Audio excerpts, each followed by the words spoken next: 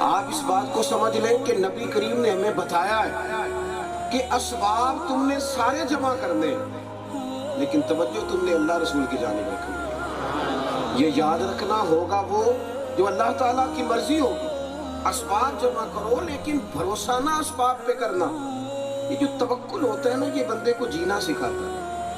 اللہ کی ذات پر جب بھروسہ ہوتا ہے تو انسان ٹوٹتا کم ہے، بکھرتا کم ہے، وہ دھوکہ کم کھاتا ہے، چونکہ اس کی توجہ اللہ کی جانب ہو جاتی ہے۔ پھر اسے لوگوں کی گٹ بک میں آنے کا بھی زیادہ شوق نہیں ہوتا، لوگوں کی تعریفیں اسے تیز نہیں بگاتی اور لوگوں کی تنقید اس کا سفر روک نہیں دیتی، بلکہ وہ چلتا جاتا ہے، چلتا جاتا ہے۔ آپ دیکھیں نبی پاک صلی اللہ تعالی علیہ وسلم کا اپنا عمل یہ ہے کہ حضور ہر مقام پر لوگوں کو، اگر حضور کی عظمت کی بھی بات ہوتی ہے نا، ایک شخص نے وصلی روزے رکھنے شروع کر دیے تھے، حضور بھی روزہ رکھتے تھے، افطار ہی نہیں کرتے تھے، اگلے دن پھر روزہ رکھ لیتے، تو ایک صاحب نے روزہ رکھ لیا اسی طرح، اب وہ بیمار ہو گئے، مسلسل روزہ بغیر افطار کے۔ تو کریم محبوب علیہ السلام نے فرمایا تم نے یہ کیوں کیا؟ عرض کی حضور آپ بھی تو کرتے ہیں۔ فرمایا تم میں سے میری مثل کون ہے؟ کیا کہا تھا حضرت گولڑوی نے؟ وہ کہنے لگے میں نا مثال دینا چاہتا تھا حضور کا حسن سمجھانے کے لیے، میں چاہتا تھا کوئی مثال مل جائے، مثال دے کے بات سمجھائی جاتی ہے نا، وَتِلْكَ الْأَمْثَالُ نَضْرِبُهَا لِلنَّاسِ، میں کوئی مثال دینا چاہتا تھا حضور کا حسن پاک سمجھانے کے لیے، لیکن مثال ملی کوئی نہیں۔ کیوں؟ کوئی مثل نہیں ڈھولن دی، کوئی مثل مطلب کوئی مثال ملے تو میں دوں نا، یہاں مثال دینے کو ہے ہی کوئی نہیں، کوئی مثل نہیں ڈھولن دی، لہذا چپ کر مہر علی تھے جا نہیں ہو بولن دی، تو رہنے دیتے ہی نہ، اس لیے کہ کون سی مثال دے گا، کیسے دے گا؟ تو عزیز حضور نے فرمایا تم میں سے میری مثل کون ہے؟ اور پھر وہی بات اللہ کی جانب دعوت دینا، فرمانے لگے میں تو اپنے رب کے پاس رات گزارتا ہوں، مجھے کھلا بھی دیتا ہے پلا بھی دیتا ہے۔ اللہ کا رستہ دکھایا نبی پاک نے ہمیں، یہ ڈرنا، یہ سہم جانا، پتہ نہیں لوگ مخالف ہو جائیں گے تو کیا ہو جائے گا، جانے یہ گراؤنڈ ریالٹی کچھ اور بن گئی تو اللہ جانے کیا بنے گا، یہ چڑھتا سورج دیکھ کے پیچھے بھاگ جانا، وداعیا الی اللہ۔ حضور نے ہمیں اللہ کا رستہ دکھایا، اللہ کا رستہ، اور فرمایا ساری دنیا مل کے تمہارا کچھ سنوارنا چاہے، سارے دنیا دار مل جائیں، سنوار نہیں سکتے جب تک رب نہ چاہے، اور سارے دنیا دار مل کے تمہارا کچھ بگاڑنا چاہیں، بگاڑ سکتے نہیں جب تک اللہ کی مشیت کا تقاضا نہ ہو۔ تو پہلی بات تو یہ ہے کہ اپنی توجہ اللہ کی جانب کریں، اللہ کی جانب کریں، اپنے مصلی کو وقت دیں، عبادات کا ذوق پیدا کریں۔ آپ غور کریں نا، نماز تو بعد میں فرض ہوئی ہے، لیکن محبوب تو کئی دن پہلے بھی جا کے غار حرا میں عبادت فرماتے تھے اور مسلسل عبادت کرتے، اللہ کی بارگاہ کے ساتھ اپنے رشتے کی مضبوطی۔ دوستو ہماری روح نہ کچھ مطالبہ کرتی ہے، پیسے بھی ہیں، دولت بھی ہے، گھر بھی ہے، بچے بھی ہیں، آسانی بھی ہے، سب کچھ ہے، پر بے چینی ہے، بے قراری ہے، یوں لگتا ہے جیسے کوئی کمی ہے، یوں محسوس ہوتا ہے جیسے کچھ کھو گیا ہے، یوں محسوس ہوتا ہے کہ جیسے کسی چیز کی طلب ہے، جیسے اندر کوئی بھوک ہے۔ وہ کیا ہے؟ وہ سجدے کی بھوک ہے،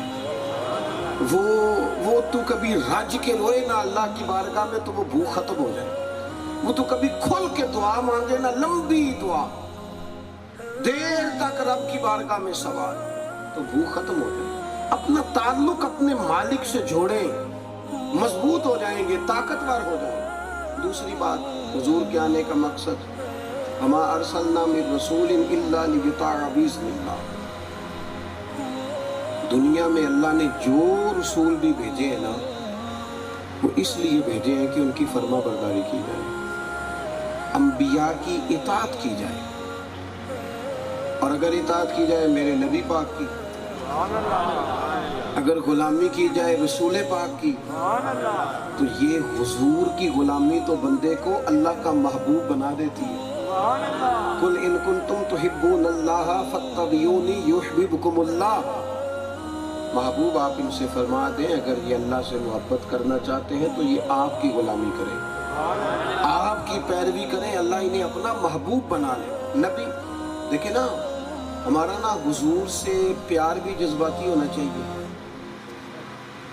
और नबी पाक की बात मानने का जज्बा भी जज्बाती होना चाहिए। नहीं, आपने ज़्यादा गौर करना है मैंने क्या कहा है। मोहब्बत भी जज्बाती हो और बात मानने का जज्बा भी।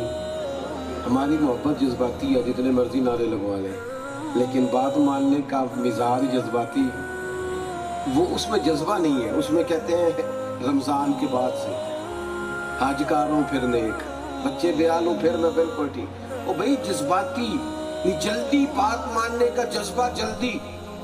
हज़रत तलहा बिन बरार रज़ी अल्लाह ताला अन्हु बड़े नौखेज से जवान थे और हुजूर की बारगाह में अक्सर खड़े रहते थे, प्यार करते थे। मोहब्बत की भी अपनी बोली होती है ना, और अपने अंदाज होते हैं। प्यार करते थे करीम से, हुजूर की बारगाह में हाजिर रहते थे, खादिम थे। तो एक दिन महबूब ने लोगों पर साबित करना चाहा कि ये प्यार बड़ा करता है। हुजूर फरमाने लगे, तलहा मोहब्बत करते हो? या रसूलल्लाह बड़ी। फरमाया, जो मैं कहूँगा करोगे?